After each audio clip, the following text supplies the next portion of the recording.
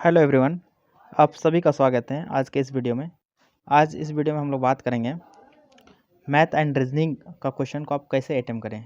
बिहार सचिवालय सहायक भर्ती परीक्षा का एग्ज़ाम डेट 23 एंड 24 दिसंबर को है और एक आपका एग्ज़ाम बहुत नज़दीक है। ठीक है, आपने अगर कहीं से बेसिक कोर्स नहीं पढ़ा मैथ का या फिर रीजनिंग का, अगर कोर्सेज नहीं किया हुआ है तो आप उस क्वेश्चन को कैसे अटेम्प्ट करेंगे, आज इसमें बात करने वाला हूँ। और इसमें बात करेंगे कि जो मैथ और अगर आपसे बनने वाला है तो बन जाएगा। ठीक है, इसमें क्या होता है कि आपको अगर आपसे जो क्वेश्चन क्लिक कर गया, क्योंकि इसमें टाइम लगता है, टाइम कंज्यूमिंग है, क्योंकि आपका पेपर जो है 2 घंटा 15 मिनट का पेपर होने वाला है। ठीक है, और इसमें आपको 150 क्वेश्चन है टोटल। तो 150 क्वेश्चन में आपका जो मैथ है और रीजनिंग है उसमें 75 क्वेश्चन रहेंगे। बाद में कि आपको 75 क्वेश्चन का जीके जीएस का रहेगा, जिसमें आपका जनरल साइंस हो गया, हिस्ट्री, ज्योग्राफी, पॉलिटी और करेंट अफेयर्स का क्वेश्चन रहेगा। तो इसमें आज हम लोग देखेंगे, मैं खास करके आज बात करने वाला हूँ कि आप मैथ एंड रीजनिंग का क्वेश्चन को अटेम्प्ट कैसे करें। उसमें कुछ मैं क्वेश्चन का अनुसार बताऊंगा जो बीपीए मतलब बीएसएससी सीजीएल का प्रीवियस ईयर का क्वेश्चन को ही देखेंगे मैथ्स का, कि आप उस क्वेश्चन को कैसे अटेम्प्ट कर सकते हैं। ठीक है, और उसमें आपको पेन कितना चला सकते हैं और पेन चलाने का कितना ज़रूरत पड़ सकता है। तो आज एक एक क्वेश्चन को डिटेल में हम लोग एनालिसिस करेंगे और सबसे आसान तरीका बताएंगे। और उसमें आप 75 मतलब 75 में आउट ऑफ 70 प्लस मार्क्स को कैसे अटेम्प्ट करें। तो अगर मैथ में एक दो क्वेश्चन ऐसे भी आ जाएंगे कि उसमें हो सकता है आपका जो माइंड है क्लिक नहीं कर पाए और उसमें टाइम ज़्यादा लग रहा हो, तो उस क्वेश्चन को नहीं बनाने का एग्ज़ाम में। एग्ज़ाम में आपको 150 क्वेश्चन है, तो 150 क्वेश्चन में आपको एक क्वेश्चन में आपको 4 मार्क्स मिलेंगे और निगेटिव क्या है, 1 मार्क्स का निगेटिव है। ठीक है, तो आप एक क्वेश्चन को अगर आप गलत करते हो तो आप जो आसान क्वेश्चन है, आसान क्वेश्चन को अगर आप गलत करते हो तो उसमें आपको 5 नंबर चला जाएगा। इस तरह से सोचो, सपोज़ दैट कि आपने क्वेश्चन आपको बनाना है, 150 क्वेश्चन है, 150 क्वेश्चन एक क्वेश्चन में आपको 4 मार्क्स है, तो टोटल हो गया आपको 600 मार्क्स। अब इनमें से आपको मान के चलो 60% बहुत ही मतलब 60% क्वेश्चन थोड़ा सा आसान टाइप के रहेंगे, मतलब ईजी टू मॉडरेट 60%। तो 60% 90 के आसपास क्वेश्चन आपको ईजी टू मॉडरेट रहेंगे, मतलब बनने चाहिए। ठीक है, और यहाँ पे अगर आप गलत करते हो तो आप फिर डाउन ग्रेड में चले जाओगे। और आप बाद में के जो 40% क्वेश्चन हैं 60 क्वेश्चन, तो सब मॉडरेट टू टफ लेवल हो सकता है।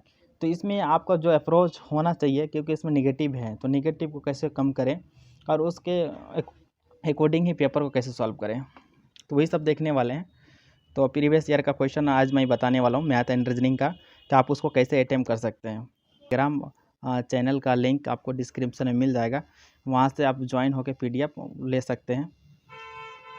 ओके, और इसमें अपडेट की बात मैं बता दूं कि अगर आपको कोई भी रिलेटेड कुछ भी प्रॉब्लम हो तो आप मैसेज भी कर सकते हैं मुझे टेलीग्राम पे कि आपको कौन टॉपिक का वीडियो चाहिए, क्योंकि अभी एग्ज़ाम डेट बहुत नज़दीक है।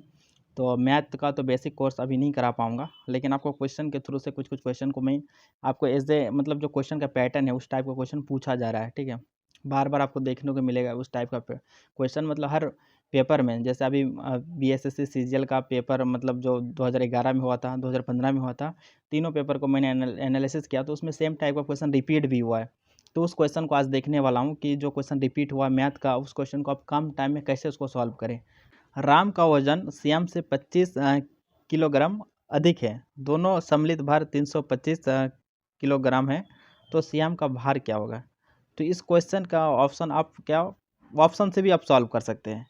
ठीक है, बोला क्वेश्चन राम का वजन श्याम से 25 किलो अधिक है, तो राम का वजन श्याम का वजन से 25 किलो अधिक है और दोनों का सम्मिलित भार 325 किलोग्राम है, तो श्याम का भार क्या होगा। ठीक है, तो श्याम का भार जब भी हम लोग बात करेंगे तो दोनों का भार मिला के 325 होना चाहिए। ठीक है, इसका मतलब राम का जो भी भार है, राम का जो भी भार है, तो श्याम का भार से मतलब श्याम का भार से 25 किलो अधिक होना चाहिए। अगर मैं इसको दोनों को अगर डिस्ट्रीब्यूट कर देता हूँ कि 325 को 150 करके, ठीक है, तो 300 हो जाएगा। जब 300 यहाँ से हो जाएगा और 25 केजी किसका ज़्यादा है, राम का वजन श्याम से 25 केजी अधिक है, तो मैं राम को यहाँ 25 दे देता हूँ, तो यहाँ पे आपका क्या हो जाएगा, मतलब 325 केजी हो जाएगा दोनों का सम्मिलित भार।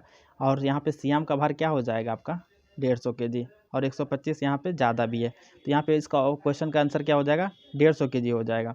ठीक है, आप इस क्वेश्चन का ऑप्शन से इसलिए मैं बता रहा हूँ, यहाँ पे देखिए ऑप्शन आप ऐसे ऐसे ऑप्शन है कि आप ऐसे भी हटा सकते हैं। पहले देखिए ऑप्शन ए को मैं छोड़ देता हूँ, ऑप्शन बी आप लीजिए। तो सीएम का भार 175 केजी, ठीक है। 175 अगर जब सीएम का भार आप लेंगे तो राम का वजन क्या होना चाहिए? सीएम से 25 किलो अधिक होना चाहिए। इसका मतलब राम का वजन 200 होना चाहिए। 200 और 175 375 ये तो हो नहीं सकता है, ठीक है। 125 इसका अगर लेते हैं तो ये भी दोनों का सम तो 300 पूरेगा ही नहीं, क्योंकि राम का वजन फिर क्या हो जाएगा 150 केजी, 25 केजी अधिक है, तो ये भी ऑप्शन आपका नेगलेक्ट हो जा रहा है। ओके, नेक्स्ट क्वेश्चन अगर 200 केजी लेते हैं तो 200 अगर सीएम का भार है तो राम का भार कितना हो जाएगा 225, तो यहाँ पे 425 हो जा रहा है दोनों का एडिशन। तो इस हिसाब से इस क्वेश्चन का आंसर क्या हो जाएगा? ऑप्शन ए हो जाएगा, ठीक है। तो मतलब सिंपल, आप इसको बिना कलम चलाए आप लॉजिकल वे में इसको सॉल्व कर सकते थे। उसी तरह दूसरा क्वेश्चन देख लेते हैं। इस टाइप का भी क्वेश्चन आपको बार बार हर लगभग पेपर में पूछा गया है, ठीक है। एक दिए गए सप्ताह में बृहस्पतिवार, शुक्रवार तथा शनिवार का औसत तापमान 38 डिग्री सेल्सियस, जबकि इसी सप्ताह के लिए शुक्रवार, शनिवार तथा रविवार का औसत 39 डिग्री सेल्सियस है। यदि रविवार का तापमान 40 है तो बृहस्पतिवार का तापमान क्या होगा? ठीक है, तो रविवार किस में है? यहाँ पे रविवार है। रविवार का जब यहाँ पे 40 दिया गया है तो यहाँ पे शुक्रवार और शनिवार का निकाल सकता हूँ, शुक्रवार और शनिवार का निकाल सकता हूँ। अगर शुक्रवार और शनिवार का जब निकल जाएगा तो यहाँ पे जब पुट करके मुझे बृहस्पतिवार का निकल जाएगा, ठीक है। तो रविवार का यहाँ पे क्या दिया हुआ है? 40 दिया हुआ है, और तीनों का औसत कितना है? 39 है। तो 39 और 39 तीनों का औसत है, ठीक है। तो 39, ओके। जब 40 इसमें से मैं निकाल लूँगा तो 40 यहाँ से मतलब जाना है, ठीक है। तो यहाँ पे किसका जाएगा? एक तो 39 चला जाएगा और एक यहाँ से एक -1 चला जाएगा, ठीक है। तो यहाँ पे क्या हो जाएगा? 38 हो जाएगा, ओके। 38, 39 बच रहा है। उसके बाद बोला बृहस्पतिवार, शुक्रवार तथा शनिवार का क्या है? 38 है। तो यहाँ पे क्या तीनों का 38 करके है, तो यहाँ पे क्या तीनों का 38 करके है। यहाँ पे जो बच रहा था 39 और 38 बच रहा था, और इस यहाँ पे बृहस्पतिवार शुक्रवार का क्या 38 करके, आपको गुना नहीं करना। 38 और 38 बच रहा है तीनों का, मतलब एवरेज का मतलब क्या है? तीनों को बांट दो इक्वल, मतलब इसमें बांट दो। तो यहाँ पे बोल रहा है क्या कि हमको किसका चाहिए? बृहस्पतिवार का चाहिए। शुक्रवार और शनिवार का 39 और 38 है, ठीक है। तो एक 38 यहाँ से चला गया, ख़त्म हो गया। अब यहाँ से अगर जाएगा 38, यहाँ मतलब यहाँ से 39 अगर घटाएंगे तो यहाँ पे क्या हो जाएगा? 38 जाएगा -1, यहाँ पे -1 करेंगे तो यहाँ पे एक चला जाएगा तो 37 हो जाएगा। तो इस क्वेश्चन का आंसर क्या हो जाएगा? आपको 37 डिग्री हो जाएगा, 37 डिग्री सेल्सियस हो जाएगा, ठीक है। तो इस तरह से आप क्वेश्चन को अटेम्प्ट कर सकते हैं कि आपको एवरेज में आपको गुना नहीं करना है, ठीक है। आप डायरेक्ट यहाँ से मतलब लेके, जैसे क्वेश्चन नेक्स्ट क्वेश्चन में पूछा गया कि बृहस्पतिवार, शुक्रवार, शनिवार का एवरेज तापमान दिया हुआ 38 डिग्री सेल्सियस दिया हुआ है, जबकि इसी सप्ताह के लिए शुक्रवार, शनिवार, रविवार का एवरेज कितना? 39 डिग्री सेल्सियस है। यदि रविवार का तापमान दिया हुआ 40 डिग्री सेल्सियस, अगर कुछ क्वेश्चन में नहीं कहा गया तो तीनों का एवरेज 39 है, 39 है। इसमें से मैं रविवार का एवरेज अगर हटा देता हूँ, मतलब 39 हो रहा है तीनों में, इसमें कह रहा है क्या? तीनों में 39 हो रहा है। यहाँ पे क्या 38 हो रहा है, यहाँ पे मान के चलो 38, यहाँ भी 38 और यहाँ भी 38 शनिवार का, ठीक है। और यहाँ पे भी तीनों का क्या 39 और 39, ठीक है। और एक बोला है 40 किसका? रविवार का है। तो 40 अगर मैं इसमें से माइनस करूँगा तो एक मुझे क्या चाहिए? 39, तो एक यहाँ से लेना पड़ेगा, तो यहाँ पे क्या बचा? 38 बचा, ठीक है। और 38, 39 मुझे किससे डिडक्ट करना पड़ेगा? किससे डिडक्ट करना पड़ेगा? क्योंकि यहाँ पे मुझे चाहिए बृहस्पतिवार को, तो शुक्रवार तथा शनिवार का निकल जाएगा, तो शुक्रवार शनिवार को मैं घटा दूंगा, 38 यहाँ से घट जाएगा। फिर यहाँ से 39 को घटाऊंगा तो यहाँ पे -1 लूँगा, तो यहाँ पे क्या हो जाएगा? 37 डिग्री हो जाएगा, ठीक है। तो यहाँ से आप कैलकुलेट कर सकते हैं इस तरह से। तो इस क्वेश्चन के लिए इसका आंसर क्या हो जाएगा? 37 डिग्री सेल्सियस, ओके। इस तरह के क्वेश्चन भी हर मतलब सेट में पूछा गया है। दूसरा क्वेश्चन मैं देख रहा हूँ यहाँ पे, 20% की छूट पर किसी इलेक्ट्रॉनिक ऑर्गेनाइजर की कीमत 100 रुपया है, तो इसकी वास्तविक कीमत क्या होगा? ठीक है। तो पहले ऑलरेडी क्या उन्होंने क्या किया? 20% की छूट दे चुका है। अगर मान लो कुछ MRP रहा होगा यहाँ पे, और उसमें 20% की छूट दे के जो MRP आया वो 100 आया यहाँ पे, ठीक है। तो 20% छूट का मतलब हो गया 1/5, ठीक है। यानी 5 रुपये का वस्तु मैं 4 रुपये में सेल कर रहा हूँ, 5 रुपये का कोई चीज़ है उसको मैं 4 रुपये में बेच रहा हूँ, ठीक है, आपने पढ़ा होगा तो। और 4 यूनिट का वैल्यू यहाँ पे क्या है 100 दिया हुआ है। तो यहाँ पे 100 जब अगर मल्टीप्लिकेशन करूँगा तो यहाँ पे कितना टाइम्स में आएगा 25। तो फिर यहाँ पे 5 यूनिट का वैल्यू क्या हो जाएगा 125 हो जाएगा। तो इस हिसाब से इस क्वेश्चन का आंसर क्या हो जाएगा 125 रुपया में हम लोग उसका वास्तविक मूल्य अगर छूट देने के बाद 100 रुपया हो जाएगा। मैं फिर से एक बार रिपीट कर दे रहा हूँ, 20% की छूट पर किसी इलेक्ट्रॉनिक ऑर्गेनाइजर की कीमत 100 रुपया है, तो इसकी वास्तविक कीमत क्या होगी। तो वास्तविक कीमत जब 20% का हम छूट दे रहे हैं, सपोज दैट मेरा कुछ रहा होगा एमआरपी यहाँ पे कुछ रहा होगा, अभी छूट देने के बाद जो कीमत है जो कॉस्ट है वो 100 आ चुका है। तो यहाँ पे इसका वैल्यू मुझे निकालना है, यहाँ पे क्या रहा होगा। अब देखिए 20% का मतलब होता है आपका 20/100, ठीक है, 20/100। % का मतलब क्या होता है 100 में ही होता है। तो यहाँ से जब कैंसिल आउट करेंगे तो 1/5 आ रहा है, ठीक है, मतलब 1/5 हम छूट दे रहे हैं, यानी 5 रुपये का जो सामान है मैं उसको 4 रुपये में बेच रहा हूँ। छूट का मतलब यही ना होगा 20% का मतलब, और उसको बेच कितना में रहा हूँ 100 में बेच रहा हूँ। तो यहाँ पे 4 यूनिट का वैल्यू यहाँ पे क्या दिया हुआ 100, तो यहाँ पे कितना टाइम्स में आएगा 25 टाइम्स में। तो 5 यूनिट का कितना वैल्यू हो जाएगा आपको 25 × 5 125। तो इसका ऑप्शन क्या हो जाएगा, ऑप्शन ए हो जाएगा। इस तरह से आप इसको अटेम्प्ट कर सकते हो। नेक्स्ट हम लोग देखेंगे, ये भी बहुत इंपॉर्टेंट क्वेश्चन है। इस टाइप का क्वेश्चन आपको हर सेट में मिलेगा।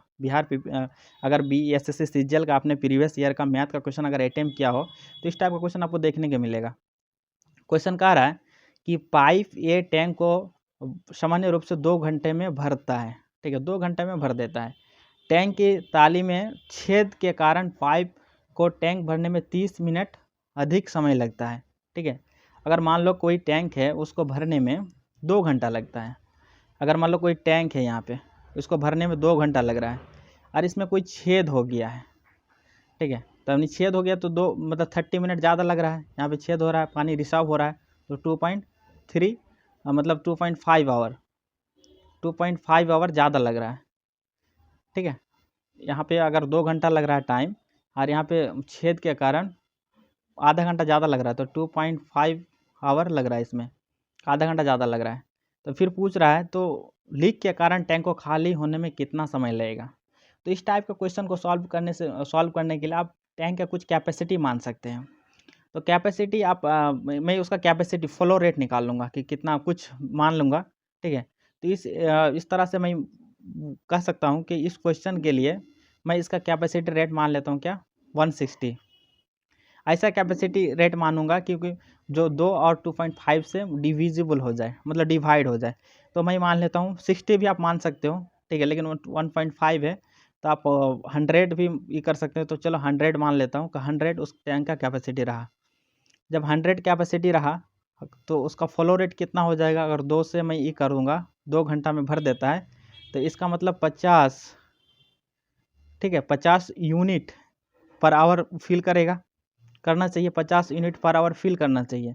और इस केस में मैं देखूंगा मतलब रिसाव के कारण, तो अगर 100 उसका ये है कैपेसिटी रेट 100, तो 100 जब कैपेसिटी रेट है तो 100/2.5 100/2.5 इस केस में कितना ले लेगा आपको, 1 0 यहाँ जाएगा तो 40, ठीक है, 40 यूनिट ही भर पाएगा, ठीक है, 40 यूनिट का ही कैपेसिटी भर पाएगा 1 घंटा में। तो इसमें कितना का डिफरेंस है 10 का डिफरेंस है। तो 10 का डिफरेंस है तो 100 मतलब ये को खाली करने का मतलब 10 का डिफरेंस है क्या, पानी का रिसाव हो रहा है इससे। तो 100 को खाली करने में कितना से रिसाव होगा, तो 100/10, तो यहाँ पे 10 घंटा में खाली कर देगा। तो इस क्वेश्चन का आंसर क्या हो जाएगा 10 घंटा क्वेश्चन का, ठीक है। जो टैंक वाला प्रॉब्लम है आप लगभग क्वेश्चन पूछा ही गया है, 2015 में भी पूछा गया था आपको, 2011 में पूछा गया था, ठीक है। एक बैग में 25 पैसा 10 पैसा 5 पैसा के सिक्के हैं, किस रेशियो में 1:2:3 रेशियो के अनुपात में। यदि इसमें कुल 30 रुपया है तो 5 पैसे के सिक्कों की संख्या क्या होगा, ठीक है। आप देखो मतलब इसमें क्या पैसा में दिया हुआ है 25 पैसा 10 पैसा 5 पैसा, किस में आपका पैसा में, इसका रेशियो दिया हुआ है, ठीक है। तो रेशियो वाला क्वेश्चन मतलब जो क्वेश्चन आपने बहुत बार किया होगा, तो मैं इसको ठीक है, तो 25 और इसका रेशियो क्या, रेशियो यहाँ पे रिमूव करूँगा तो यहाँ पे x 25x प्लस यहाँ पे 10:10:10 2x प्लस 5 × 3, ठीक है, x इक्वल टू, यहाँ पे 30 रुपया है तो इसको पैसा में जब कन्वर्ट करोगे तो यहाँ पे क्या हो जाएगा, 3000 पैसा हो जाएगा। जब इसको सॉल्व करोगे और सॉल्व करके कैलकुलेट जब हम लोग करेंगे इसको तो इसका रिजल्ट क्या आ जाएगा, यहाँ पे देख सकते हैं 25x और यहाँ पे हो जाएगा आपका 20x, ठीक है, और यहाँ पे हो जाएगा आपका 15x। तो 25 और यहाँ पे कितना हो जाएगा, 25 और 15x 40x और यहाँ पे हो जाएगा 20x, तो यहाँ पे हो जाएगा 60x, ठीक है। तो 60x इक्वल टू हो जाएगा 3000। तो x का वैल्यू यहाँ से निकल जाएगा मुझे, x का वैल्यू क्या निकल जाएगा, 50, x इक्वल टू 50। और मुझे मतलब कहा गया क्वेश्चन में कि 5 पैसे वाले सिक्कों के अनुपात क्या होगा। तो यहाँ पे सिक्का क्या है, 5 मतलब 5 पैसा वाला सिक्का क्या है, 3 उसका, तो 50 × 3 तो 150 हो जाएगा, ठीक है। तो इसका क्या रेशियो हो जाएगा, 150 हो जाएगा। ओके, आइए नेक्स्ट क्वेश्चन देखते हैं मैथ का।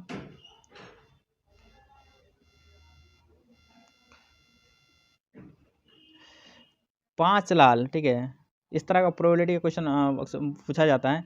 5 लाल तथा 4 सफ़ेद जूते, यदि कोई व्यक्ति मतलब उसका प्रोबेबिलिटी का क्वेश्चन है, एक जूता उठाता है तो यह सफ़ेद जूता होने की मतलब उसका प्रोबेबिलिटी क्या होगी। 5 लाल तथा 4 सफ़ेद जूते हैं कोई बॉक्स में। तो इस टाइप के क्वेश्चन को सॉल्व करने का समझो इस तरह से कि एक कंटेनर है, इसमें क्या 5 रेड शूज है और 4 आपका वाइट शूज है, ठीक है। अब जब एक काम करो, इस तरह को मतलब बॉक्स में है तो आपको पता नहीं टोटल कितना है, 9 है, टोटल 9 है, टोटल 9 हो जाएगा डिनोमिनेटर में। न्यूमिनेटर का बात करेंगे तो हम किस में ये कर रहे हैं, प्रोबेबिलिटी आपका क्या हो जाएगा, सफ़ेद में ही है, तो सफ़ेद यहाँ पे क्या है, 4 है, तो 4/9 हो जाएगा। क्योंकि जब आप ये करोगे, आप जब बॉक्स में हाथ डालोगे तो आप कोई ज़रूरी नहीं कि आप एक बार में ही आपका ये निकल जाए, मतलब सफ़ेद जूता निकल जाए। अगर एक बार में निकाल लेंगे तो 100% प्रोबेबिलिटी हो जाएगा फिर, ठीक है। प्रोबेबिलिटी फिर रहा नहीं ना, तो यहाँ पे परसेंटेज मतलब के टर्म है। प्रोबेबिलिटी का मतलब होता है या तो 0 से 100, 0 से 1 के बीच इसका वैल्यू होगा, 0 से 1 के बीच। तो इस तरह से अगर देखें तो इस क्वेश्चन का आंसर क्या हो जाएगा, 4/9 इसका प्रायिकता हो जाएगा, यानी प्रोबेबिलिटी हो जाएगा। यानी 4 ही मतलब ये है ना, सफ़ेद है ना, इसी में से तो हमको निकालना है। तो 4/9 टोटल क्या है, 9 है, ठीक है। तो प्रोबेबिलिटी का जब डिटेल में पढ़ाया जाता है तो उसमें हम लोग क्या क्या इसका संभावना है उसको भी हम लोग देखते हैं। आइए नेक्स्ट क्वेश्चन देखेंगे। 1997 में एक नए ओवन की कीमत 2500 रुपया थी, ठीक है। 1997 में एक नए ओवन की कीमत कितना थी, 2500 रुपया थी। 2000 में उस प्रकार के ओवन की कीमत 4800 रुपया हो गई। उस प्रकार के ओवन की कीमत 4800 रुपया हो गई। 1997 से 2000 के बीच की प्रतिशत बढ़ोतरी क्या होगा, ठीक है। आप देखिए कि इसमें यहाँ से यहाँ का डिफरेंस, यहाँ पे 3 साल में 1997 में 2500 थी और 2000 में हो गया आपको 4800 रुपया। तो यहाँ पे कितना का डिफरेंस हो गया आपका, यहाँ पे आपका डिफरेंस कितना का हो गया, 4800 रुपया और यहाँ पे 2500 रुपया। तो यहाँ पे डिफरेंस आपका हो गया 2300 रुपया आपको बढ़ गया, ठीक है। अब बोला कि प्रतिशत बढ़ोतरी कितने का प्रतिशत बढ़ोतरी हुई, तो 2500 में 2300 बढ़ा, ठीक है। तो 2500 में 2300 बढ़ा, तो यहाँ पे अब मैं इसको परसेंटेज में पूछ रहा है तो परसेंटेज में निकाल दूंगा, सिंपल क्वेश्चन था आपको 25 चौके, तो यहाँ पे 92% की बढ़ोतरी हो गई, ठीक है। 92% की बढ़ोतरी हो जाएगी। इस क्वेश्चन का आंसर क्या हो जाएगा, 92% की बढ़ोतरी हो जाएगी। तो अब 23 को 4 से मल्टीप्लाई करेंगे तो क्या हो जाएगा, 92 हो जाएगा। नेक्स्ट देखते हैं हम लोग। प्रतिदिन 15 मिनट आगे हो जाती हैं। 12 बजे दोपहर को समय इसका सही मिलाया गया, प्रातः 4 बजे समय क्या होगा, यानी प्रातः 4 बजे समय क्या होगा, यानी सुबह 4 बजे के बाद बोल रहा है। तो 12 से 12 मतलब 12 बजे दिन में अगर मिलाया गया तो 12 बजे रात तक 12 घंटा और फिर 4 घंटा, यानी 16 घंटा के बाद समय पूछ रहा है। तो 24 घंटा में मेरा कितना का डिफरेंस आ रहा है, आपका 15 मिनट का डिफरेंस आ रहा है। तो 16 घंटा में कितना मिनट का डिफरेंस आएगा, तो 16 घंटा में आ जाएगा 15/24 × 16, ओके। तो 16 यहाँ से तो यहाँ पे 8 दूनी 16, 8 तिया 24, यानी 5 तिया 15, यानी 10 मिनट का डिफरेंस आ जाएगा, 10 मिनट ज़्यादा हो जाएगा। इस क्वेश्चन का आंसर हो जाएगा यानी 4:10 शो करेगा, 10 मिनट का डिफरेंस आ जाएगा। इसको रेशियो से भी आप कर सकते थे कि 24 घंटा में आपको 15 मिनट का आ रहा है, ठीक है, तो यानी 16 घंटा में कितना का आ जाएगा। यहाँ पे रेशियो कितना आ गया, यहाँ पे 8 2:, यहाँ पे 3 रेशियो, तो 3 का वैल्यू यहाँ पे कितना है 5, मतलब 15 है, तो 3 का वैल्यू यहाँ पे क्या हो जाएगा 5 हो जाएगा। तो यहाँ पे फिर 5 से मल्टीप्लाई कर देंगे तो 10 मिनट का डिफरेंस शो करेगा, मतलब 10 मिनट आगे दिखाएगा, तो यानी 4:10 टाइम हो जाएगा। नेक्स्ट क्वेश्चन देखते हैं।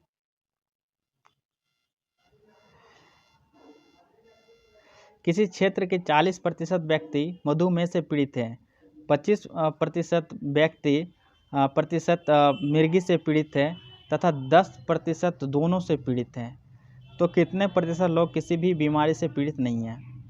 ये कर ले, वेन डायग्राम से बनाएं, वेन डायग्राम से बनाएं इस टाइप क्वेश्चन को। 40% क्या है मधुमेह से पीड़ित है और 25% मिर्गी से पीड़ित है। तो इसको आप वेन डायग्राम से सॉल्व करें तो 40%, पहले 10% कॉमन है, यहाँ पे दोनों से पीड़ित है, तो यहाँ पे 40% किससे मधुमेह से, तो यहाँ पे क्या हो जाएगा 30% हो जाएगा। और यहाँ 25% पीड़ित है किससे, आपका मिर्गी से पीड़ित है, तो 25 - 10 तो क्या 15%, ठीक है। और यहाँ पे कॉमन वाले हिस्सा कितना प्रतिशत हो गया, यानी कॉमन हो गया ना, ये वाला तो कॉमन हो गया 10%। अब बोला कितना प्रतिशत लोग ग्रसित नहीं है बीमारी से, तो आप तीनों को ऐड करेंगे और 100 से घटा देंगे, मतलब माइनस कर देंगे, तो 30 और 10 कितना हो गया 40 और 15, 55% लोग ग्रसित हैं किससे, बीमारी से, ठीक है।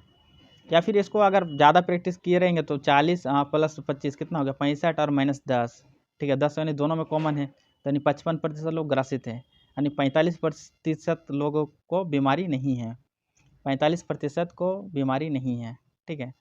आइए नेक्स्ट देख लेते हैं। नेक्स्ट क्वेश्चन है, वह तापमान जिस पर सेंटीग्रेड तथा फ़ारेनहाइट थर्मामीटर की रीडिंग एक समान होती है, बता देता हूँ। तो -40 डिग्री सेंटीग्रेड पे फ़ारेनहाइट मतलब समान होती है -40 डिग्री सेल्सियस में, ठीक है, -40 डिग्री सेल्सियस में समान होती है, -40 डिग्री सेल्सियस में समान होती है, ठीक है। आइए नेक्स्ट क्वेश्चन देख लेते हैं हम लोग। इसमें 5,000 रुपये 5,000 रुपया पर 2 वर्ष में 300 रुपया साधारण ब्याज मिलता है, तो ब्याज की दर क्या होगा। देखो 5,000 रुपया है, ये तो सिंपल क्वेश्चन हो गया, आप इसको तो ऐसे तुरंत कैलकुलेट कर सकते हो।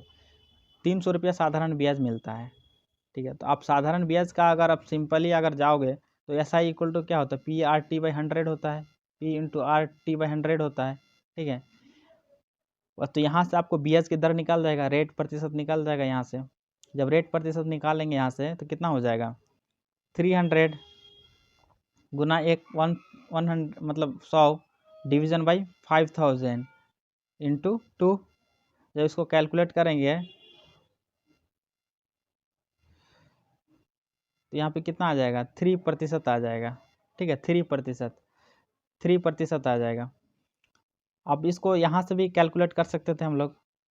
जब 2 वर्ष में कितना 300 रुपया ब्याज दर मिलता है और SI का ब्याज क्या होता है सेम होता है, तो 1 साल में कितना रहा होगा 150 रुपया, 150 रुपया रहा होगा, ठीक है। तो हम 50,000 में ही 150 रुपया रहा होगा ना, तो 50,000 में ही 150 रुपया मतलब सॉरी 5,000 में 150 रुपया मिला होगा, तो 5,000 का 150 रुपया यानी कितना % हो गया 3% हो गया ना, 5 तिया 15 यानी 3% हो गया, ठीक है। डायरेक्ट यहाँ पे 150 भाई, अगर यहाँ पे मैं 5,000 कर रहा हूँ तो यहाँ पे कितना हो जाएगा 1 0 कैंसिल हो जाएगा और यहाँ पे 5 तिया 15, ठीक है, यानी 3% का मतलब यहाँ पे रेशियो आ जाएगा, मतलब ब्याज दर रहा होगा। नेक्स्ट क्वेश्चन देखते हैं यहाँ पे,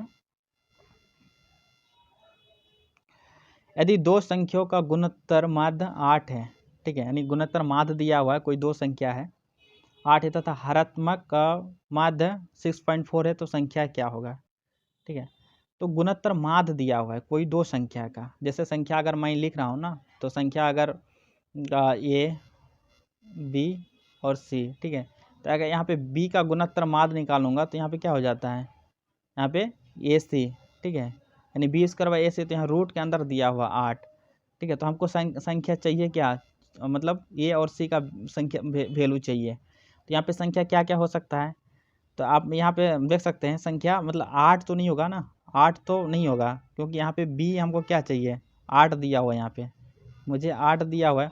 जब 8 यहाँ पे ऑप्शन से इस क्वेश्चन को मैं कर रहा हूँ, तो 2 8 तो नहीं होगा ना, 2 8 इसलिए नहीं होगा क्योंकि मुझे 8 इक्वल टू दिया हुआ है रूट के अंदर ए सी। ठीक है, तो यही दोनों संख्या निकालना है। जब 8 चाहिए तो मुझे फ्रैक्शन नहीं चाहिए, तो अगर 8 यहाँ पे लूँगा तो 8 दूनी 16, अगर यहाँ पे 8 दूनी 16 दो संख्या लेता हूँ तो यहाँ 4 ही आता है, और 16 गुना 6 करूँगा तो 16 पच्चे 80 96, तो यहाँ भी इसका भी नहीं होगा, और यहाँ पे 16 गुना 8 ये भी लूँगा तो नहीं होगा। तो ऑप्शन क्या हो जाएगा इसमें, इस केस में ऑप्शन हो जाएगा बी, 4 गुना 16। तो यहाँ पे अगर लूँगा 4 और 16 यहाँ पे पुट कर रहा हूँ, अब 4 और 16 रूट के अंदर रखो। ठीक है, तो इसका वैल्यू क्या आ जाएगा, 8 आ जाएगा, क्योंकि इसका 2 और इसका 4। ठीक है, तो 8 निकल जाएगा। इस तरह से आप कर सकते हो, या फिर उसको हरात्मक माध्य से भी कर सकते हैं। ठीक है, तो आप दोनों किसी भी मेथड से कर सकते हो। तो ऑप्शन क्या हो जाएगा इसका, बी हो जाएगा। आइए नेक्स्ट देखते हैं। इसमें क्वेश्चन है, मनु तथा भारत की आयु का अनुपात, मनु तथा भारत, ये इस टाइप का भी क्वेश्चन बहुत पूछा जा रहा है। मनु तथा भारत की आयु का अनुपात 6:5 है, तथा उन दोनों की आयु का योग 44 है। 8 वर्ष पश्चात उसकी आयु का औसत क्या होगा। ठीक है, आप देखो अनुपात दिया हुआ है यहाँ पे, उस दोनों का अनुपात 6:5 है। ठीक है, और दोनों का वैल्यू कितना है, 44 दिया हुआ है। तो 6 + 5 यानी कितना हो गया आपका 11। 11 यूनिट का वैल्यू कितना है, 44, यानी 1 यूनिट का वैल्यू क्या है, 4। तो ठीक है, तो यहाँ पे क्या हो जाएगा 24, 24, और यहाँ पे क्या होगा 20, रेशियो में इसका दिया हुआ है। ठीक है, बोल रहा है कि 8 वर्ष पश्चात उसकी आयु क्या होगा, तो 8 वर्ष इसमें मैं ऐड कर देता हूँ। यहाँ पे 8 वर्ष जब ऐड करेंगे 24 में तो क्या हो जाएगा आपको 32, और 32 और यहाँ पे क्या हो जाएगा 28। और फिर पूछ रहा है इसका अनुपात क्या हो जाएगा, तो फिर आप इसको 4 से कटा रहा हूँ, तो 8 चौके 32, और यहाँ पे 4 से 7 चौके 28, तो 8:7 हो जाएगा रेशियो। इस तरह से इस क्वेश्चन को सॉल्व कर सकते हैं। और क्वेश्चन ये भी पूछा गया है आपको एग्जाम में बहुत बार। ठीक है, ये प्रीवियस ईयर ही करा रहा हूँ मैं, प्रीवियस ईयर का ही मैं करा रहा हूँ, जो BSSC CGL का जो पेपर हुआ था, और आगे भी देखूंगा कुछ टाइप का क्वेश्चन पूछा गया है। ठीक है, नेक्स्ट क्वेश्चन देख लेते हैं। इस टाइप का क्वेश्चन करने के लिए, ठीक है, तो इस टाइप का क्वेश्चन करने के लिए आप देख रहे हैं कितना बहुत लग रहा है कि बहुत बड़ा टर्म है। ठीक है, का मान आप एग्जाम में रहेगा तो आप बोलेंगे इसको क्या लगाएंगे, लेकिन अगर पहले से अगर कोई पढ़ रखा है तो आप इसको आसानी से सॉल्व कर सकते हैं। कैसे, यहाँ पे देख सकते हैं, यहाँ पे इस क्वेश्चन में यहाँ पे क्या है, इस टाइप के क्वेश्चन को सॉल्व करने के लिए आपको करना क्या है, यहाँ पे सबसे पहले तो आपको बैक में जाना है। तो बैकवर्ड में देख रहे हैं यहाँ पे 7 + 4√3 है। तो यहाँ से कुछ आपको आइडिया लग रहा होगा, आपने पढ़ा होगा a + b का होल स्क्वायर इक्वल टू क्या होता है फॉर्मूला, a² + b² + 2ab होता है, a² + b² + 2ab होता है। ठीक है, और यहाँ से जब देखेंगे तो यहाँ पे मेरा a + b का होल स्क्वायर का फॉर्मेट बन रहा है 7 + 4√3। तो यहाँ पे क्या हो जाएगा 2 + √3 का होल स्क्वायर हो जाएगा। कैसे, 2 + √3 का होल स्क्वायर, आप देखो यहाँ पे a का वैल्यू मैंने रखा 2 और b का वैल्यू √3। तो ये स्क्वायर करेंगे तो 4 और b स्क्वायर करेंगे तो √3 का स्क्वायर, यहाँ पे 3 तो 7 आ जाएगा। और 2ab होता है तो 2 × 2 4 और 4√3 आ जाएगा। जब स्क्वायरिंग करेंगे तो ये वाला रूट हट जाएगा। ठीक है, ये वाला रूट हट जाएगा, उसे 3 आ जाएगा। फिर सेम यहाँ पे अगला में प्रोसेस करेंगे, फिर इसके साथ करेंगे और फिर यहाँ पे देख लेंगे तो इसका रिजल्ट क्या आ जाएगा। अब सॉल्व करेगा और इस तरह से इसका वैल्यू क्या आ जाएगा 1 आ जाएगा। ठीक है, इस तरह का क्वेश्चन को सॉल्व करने का यही तरीका है। नेक्स्ट क्वेश्चन देख लेते हैं। ठीक है, गीता तथा सीता की आयु, गीता तथा सीता की आयु बराबर है। दोनों की आयु क्या बराबर है, गीता रीना तथा सीता की आयु का कुल योग 88 है। तीनों का आयु का 88 है। रीना की आयु गीता तथा सीता की आयु के योग के बराबर है, यानी इस दोनों का आयु जितना होगा उतना अकेले किसका होगा, रीना की आयु होगा। ठीक है, रीना का आयु होगा तो रीना का आयु कितना होगा, तो यहाँ पे देखो, यहाँ पे इस दोनों का आयु क्या इक्वल है, मतलब दोनों का आयु बराबर है। अगर बराबर है, इस दोनों का आयु बराबर है तो 1 यूनिट 1 हो जाएगा और 1 यूनिट ई हो जाएगा। ये दोनों बराबर है तो 2 यूनिट का वैल्यू कितना दिया, 88 दिया हुआ है। 2 यूनिट का वैल्यू कितना 88 दिया हुआ है, तो 1 यूनिट का वैल्यू कितना हो जाएगा 44 साल हो जाएगा। तो रीना का आयु 44 साल हो जाएगा। ठीक है, रीना का आयु कितना साल हो जाएगा 44 साल, और गीता और सीता का आयु कितना हो जाएगा 22 साल करके हो जाएगा। ठीक है, तो इस तरह का क्वेश्चन को आप इस तरह से अटेम्प्ट कर सकते हैं। नेक्स्ट क्वेश्चन, 55 किलोग्राम का कोई मिश्रण है। तो 55 किलोग्राम का यहाँ मिश्रण मैं देख लेता हूँ। इसमें क्या मिल्क मतलब दूध और जल का है अनुपात पूछ रहा है, मिल्क और वाटर का। इसमें 7:4 दिया हुआ है। तो 7:4, तो यहाँ पे मिल्क का निकल जाएगा आपको। तो 7 और प्लस 4 क्या 11 यूनिट का वैल्यू क्या 55 है, तो 1 यूनिट का वैल्यू 5, तो 7 मतलब मिल्क रहा होगा और वाटर यहाँ पे 4 है, तो यानी 5 चौके 20 लीटर रहा होगा। और मुझे चाहिए क्या 7:6 का अनुपात में चाहिए, यानी वाटर को मुझे मिलाना पड़ेगा इसमें। तो वाटर यहाँ पे मैं कितना ऐड करूँ, तो यहाँ पे देखो 7:6 का रेशियो में चाहिए, ठीक है। तो यहाँ पे 1 यूनिट का वैल्यू कितना है 5 है, तो यहाँ पे 2 यूनिट अगर मैं वाटर ऐड कर देता हूँ, क्योंकि मुझे रेशियो क्या फिक्स है, यहाँ पे भी 7:6 क्या 13, और 13 जब यहाँ पे फिक्स है इसका, और यहाँ पे डिफरेंस किस में आ रहा है, वाटर में आ रहा है। तो यहाँ पे ऐड क्या हो जाएगा आपको 10, अगर मैं यहाँ पे वाटर ऐड करता हूँ तो यहाँ पे क्या हो जाएगा 30 हो जाएगा, और 30 और यहाँ पे 35, यहाँ पे 65 हो जाएगा। और 65 जब हो जाएगा तो 65 किसका, यहाँ पे 7:6 का वैल्यू कितना 65, तो 1 का वैल्यू कितना आ जाएगा आपका 5, तो फिर आपका सेटिस्फाइड कर जाएगा 35 और 36। तो इसमें क्या हो जाएगा 10, इसका हो जाएगा 10 किलोग्राम वाटर अगर ऐड करेंगे 10 kg, तो फिर आपका वैल्यू सेम हो जाएगा, ठीक है। नेक्स्ट क्वेश्चन देख लेते हैं। यहाँ पे वह छोटी से छोटी संख्या कौन सी है जिसमें यदि 675 को गुना किया जाए तो गुणनफल एक पूर्ण घन प्राप्त हो जाएगा, ठीक है। अब देखो 675 को छोटी से छोटी संख्या से गुना करना है, जो गुणनफल पूर्ण घन हो जाएगा। पूर्ण घन का मतलब होता है जो क्यूब रूट निकालता है, ठीक है, क्यूब रूट। यानी 675 को आप लिख सकते हो क्या 25 इंटू आप क्या कर सकते हो इसमें 27, ठीक है। आप देखो क्यूब रूट, तो 27 का तो क्यूब रूट पता है 3 होता है, 25 का क्यूब रूट तो होता नहीं है, लेकिन अगर आप 5 से मल्टीप्लाई कर दोगे तो फिर इसका क्या निकल जाएगा, क्यूब रूट निकल जाएगा। तो इसका क्या हो जाएगा 5 से अगर मल्टीप्लाई कर देंगे 675 को, तो इसका आंसर हो जाएगा 5। तो आप इस तरह से क्वेश्चन को आप क्विकली सॉल्व कर सकते हो। नेक्स्ट क्वेश्चन देख लेते हैं। अभी मैंने पिछला क्वेश्चन में मैंने बताया था, ठीक है, इस सेम क्वेश्चन यहाँ भी पूछा गया है, उस टाइप का ही। एक नल एक टंकी को 8 घंटे में भर सकता है, दूसरा नल बी उसे 6 घंटे में भर सकता है। यदि दोनों नल ए और बी खोल दिए जाए एवं 2 घंटे के बाद ए नल बंद कर दिया जाए, तो दूसरा नल बी उस टंकी को अब कितने घंटों में भर सकता है, ठीक है। तो आप इसको सॉल्व कर सकते हो। कोई 2 नल है, एक नल क्या 8 घंटा में उसको फिल कर सकता है, ये क्या 8 घंटा में उसको फिल कर सकता है, बी उससे 6 घंटा में फिल कर सकता है, ठीक है। तो इस दोनों का मैं इफिशिएंसी निकाल लूँगा। जब इफिशिएंसी कैसे निकालूंगा, 8 और 6 का एलसीएम कितना होगा 24, ठीक है। तो ये कितना से फिल कर रहा हो 3, इसका इफिशिएंसी आ जाएगा ए का, और बी का इफिशिएंसी कितना आ जाएगा 4 आ जाएगा, ठीक है, बी का इफिशिएंसी 4 आ जाएगा। यदि दोनों नल ए और बी खोल दिए जाए और 2 घंटे बाद ये नल को बंद कर दिया जाए, तो यहाँ पे ए और बी दोनों का इफिशिएंसी क्या है, काम करने का, भरने का क्षमता क्या है 3 और 4 यानी 7 का हो जाएगा, ठीक है। यहाँ पे क्या हो जाएगा 7 हो जाएगा, 3 प्लस ए और बी का भरने का क्षमता क्या हो जाएगा, ए प्लस बी का भरने का हो जाएगा आपका 7। तो 2 घंटा में कितना भर देगा 14 यूनिट फिल कर चुका होगा, और टोटल कितना 24 यूनिट।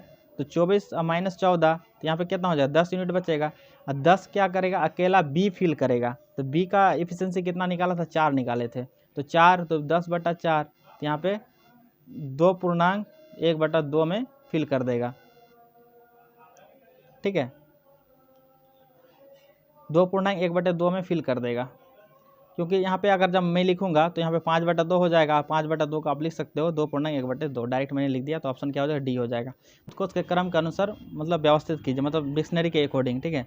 तो डिक्शनरी के अकॉर्डिंग आप जब देखेंगे शब्द BAN, सब में BAN है, BN सब में है, BN सब में है, तो अगला टर्म देखेंगे हम, चौथा टर्म देखेंगे QDG, ठीक है, NN, तो यहाँ पे अगला टर्म यहाँ पे D, तो सबसे पहले क्या हो जाएगा तीसरा टर्म हो जाएगा, क्योंकि यहाँ पे D पहले आया है, और यहाँ पे उससे पहले क्या हो जाएगा G हो जाएगा, ठीक है, G, उसके बाद फिर GA वाला हो जाएगा, तो 3, उसके बाद फिर 5 वाला टर्म, ठीक है। तो यहाँ पे ऑप्शन क्या हो जाएगा बी हो जाएगा, तो 102 का ऑप्शन क्या हो जाएगा बी हो जाएगा, तो ठीक है। तो इस तरह से आप क्विकली देख सकते हो, 2 ऑप्शन से भी आप यहाँ पे ज़्यादा कॉम्प्लेक्स ऑप्शन नहीं बनाया, तो यहाँ पे 2 ऑप्शन से क्वेश्चन बन गया, तो इसका ऑप्शन क्या हो जाएगा बी हो जाएगा, ठीक है। डिक्शनरी वाला में आप जो वर्ड कॉमन है उसका पहले आप उसको हटा ले, इसमें क्या था BAN सब में कॉमन था, तो मैंने क्या चौथा टर्म जाकर देखा फटाफट, तो डी देखा, तो डी इसमें तीसरा में आ रहा है, और 5वें नंबर में डी है, मतलब 5वां में नहीं है, तो उसके बाद 5वां में क्या जी, तो जी वाला टर्म हो जाएगा, क्योंकि एन तो बाद में आता है, तो यहाँ पे 3 और 5, तो ऑप्शन क्या हो जाएगा बी हो जाएगा इसका, ठीक है। आइए नेक्स्ट क्वेश्चन देख लेते हैं। नेक्स्ट क्वेश्चन एक क्वेश्चन है आपका, यदि 38 + 15 = 66, 29 + 36 = 99 और 82 + 44 = क्या होगा। ठीक है, तो यहाँ पे आप देखेंगे तो यहाँ पे 66 है। ठीक है, 66 है। यहाँ पे एडिशन करके मतलब डिफरेंस से नहीं आएगा। यहाँ पे +36 तो यहाँ पे क्या है, कितना आ जाएगा आपका 56 मतलब 65 आ जाएगा। ठीक है, और यहाँ पे मतलब 82 अगर ऐड करेंगे तो यहाँ बहुत ज़्यादा वैल्यू आ जा रहा है। ठीक है, यहाँ पे वैल्यू ही बहुत ज़्यादा आ रहा है लास्ट वाला टर्म को देखेंगे तो एडिशन तो यहाँ पे काम नहीं किया है, ना ही यहाँ पे डिफ्रेंसिएशन काम किया है। यहाँ पे देख लेंगे उस तरह से हम लोग पहले क्या इसमें देखते हैं, पहले एडिशन, सब्ट्रैक्शन, डिवीज़न, फिर मल्टीप्लिकेशन चेक करते हैं और उसके बाद फिर अगर नहीं होगा तो स्क्वायर क्यूब वगैरह चेक करते हैं। तो इस क्वेश्चन में क्या किया है, 38, तो यहाँ पे क्या ये मतलब सम किया है डिजिट का। 3 + 8 क्या हो जाएगा आपका 11 हो जाएगा। 3 + 8 11 और यहाँ पे 1 + 5 क्या 6 हो जाएगा। और 11 को आप जब 6 से मल्टीप्लिकेशन करेंगे तो यहाँ पे क्या हो जाएगा 66 हो जाएगा। ठीक है, उसी तरह यहाँ पे 2 + 9 क्या होगा आपका 11 हो जाएगा। और यहाँ पे 3 और +6 यहाँ पे क्या हो गया 9 और 11 × 9 क्या हो गया 99 हो गया। उसी तरह यहाँ पे 8 + 2 10 हो जाएगा और 4 + 4 8, जब 10 को मल्टीप्लिकेशन करेंगे 8 से तो यहाँ पे 80 हो जाएगा। ठीक है, तो इस तरह से आप रीजनिंग को अटेम्प्ट कर सकते हैं। इसका ऑप्शन क्या हो जाएगा, सी हो जाएगा। तो आई होप आप सबको वीडियो पसंद आया होगा। तो पसंद आया होगा तो आप वीडियो को एक बार लाइक कर दें और अपने दोस्तों को भी शेयर कर दें और चैनल को मेरा सब्सक्राइब कर लें। और इस तरह का अगर आपको और वीडियो चाहिए और मैथ और रीजनिंग से रिलेटेड कंसेप्ट बेस्ड तो आप कमेंट सेक्शन में लिख के बता सकते हैं। Thank you.